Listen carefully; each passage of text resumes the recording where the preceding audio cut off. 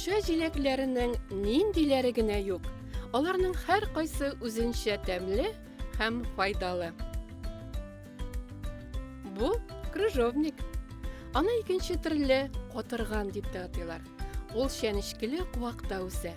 Крыжовник мол уңыш бирү белән аерылып тора. Бер куактан 12 килограммга кадәр җиләк җыярга мөмкин. Крыжовник карлыганның һәм кивинның якын туганы. Ул түгәрәк яки овал формасында. Яшел, кызыл, сары, ак, кара шәмәхәт төстә була. Син беләсеңме, крыжовникны бал кортлары бик ярата икән. Бу аның май башында ук чәчәк атуы һәм җиләкләрнең җәй ахырында гына пешеп җитүе белән бәйле. Тәмле, әшкелтем-төшкелтем бу җиләктән кайнатма, җылы ясыйлар, как кыялар. Тагын ул сәламәтлек өчен дә бик файдалы. Крыжовник баш миешчәнлеген яхшырта, игътибарлыкны үстерә. Аны ашасаң, күзең дә әйбәт күрер, колагың да шәп ишетер. Бу сырганак. Аның җиләкләре ботакларны әйтерсең лә сырып алган. Шуңа күрә бу куакны сырганак дип атыйлар да. Сырганакның туган ягы Себер. Монда хәтта кыргый сырганак урманнарын очратырга мөмкин. Сырганак бай уңыш китерә. Бу куакның җиләк бирү вакыты 100 елга җитәргә мөмкин. Сырганакның җиләге овал яисә түгәрәк формасында, кызгылт сары төстә. Эчендә кичкенә генә озынча орлыгы бар. Сырганак әшкелтем, сусыл булуы һәм үзенчәлекле көчле исе белән аерылып тора. Шуңа күрә аны төньяк ананасы дип тә атыйлар.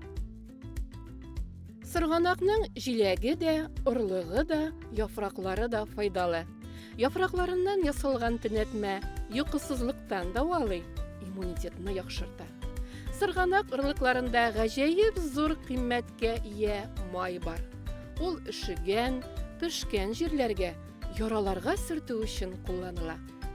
Борынгы Грециядә сырганакны ялтырап торган ат дип атаганнар. Моның сәбәбе шунда, бу җиләкне ашаган авыру ат шундук сәламәтләнгән һәм аның тиресе ялтырап тора башлаган. Сырганакны шикәр белән катнаштырып ашыйлар. Аннан как ясыйлар, кайнатма кайнаталар, кышка катырып куялар. Бу виноград. Икенче төрле без аны езем җимеше дип атыйбыз. Ләкин шунлыкта ул җимеш түгел, җиләк.